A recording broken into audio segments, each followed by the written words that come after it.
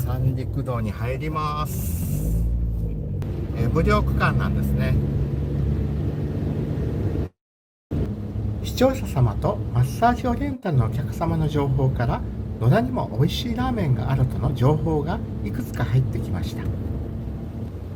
野田方向は三陸鉄道が走っており、あまちゃんの舞台になった場所でもあります。まずは新渚食堂。野田といってもギリギリここは久慈市の住所となります。視聴者様の方からここの味噌ラーメン太麺タイプがおすすめとのコメントをいただいたので食べに行ってみました。生ニンニクを乗せて、期待通り味噌と太麺のコンビネーションが素晴らしい。スープは出汁がよく出ていて旨味のある味噌スープでした。そして道の駅の2階にあるパープル。ここは整体院のお客様から塩ラーメン美味しいからぜひ食べに行ってくださいと言われました。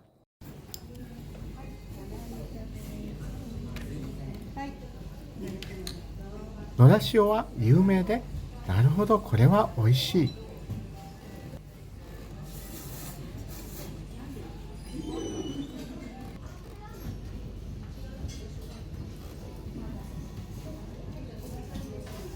三陸産のわかめ。こちらは仙台辛味噌ラーメン。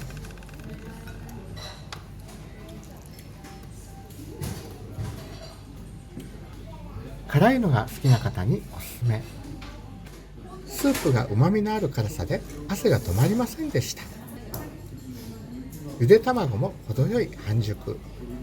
そして柔らかく煮込まれたチャーシュー。道の駅の売り場ではお土産用に野田の塩ラーメンが売っていました。ここの野田塩ソフトクリームも人気です。さらに野田といえば豆腐ヶ浦食堂ですよと言われてやってまいりました。ネットで見ると味噌ラーメンがおすすめに上がっていたので注文。これはマイルドな野田塩を堪能するのに程よい海鮮系。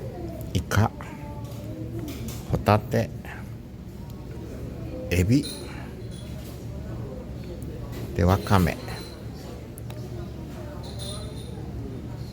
ただきます。わかめにエビとホタテとイカが1個ずつ入っていましたが、塩の味を邪魔することなく美味しくいただけました。そしてこれは王道の担々麺。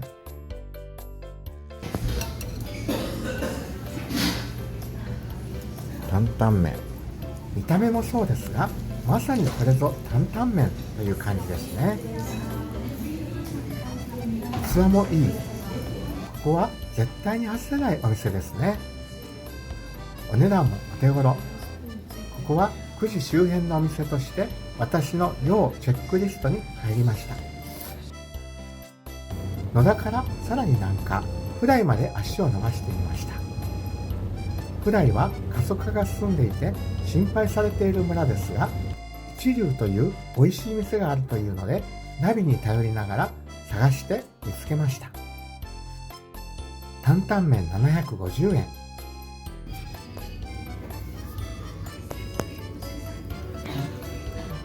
これも美味しい。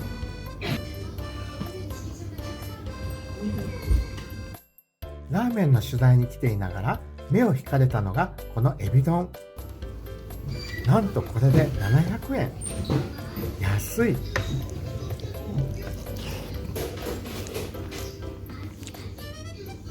他にもいろんなメニューがありましたが、どれもリーズナブル。もう少し近くだったらなぁと思いますが、普段や田野畑から久慈の整体院まで通ってくださるお客様もいらっしゃるのですから、私もたまにはここまで頑張って食べに行きましょう。いかがでしたか？久慈から南方向、野田と普代のラーメン屋さん。味噌、塩、海鮮系、担々麺とそれぞれに特徴があり、どれも美味しいです。それでは世界の美味しいレシピとお店を紹介する昭和レシピチャンネル、岩手県久慈市から発信しています。ではまたお会いいたしましょう。Nos vemos. Chao chao.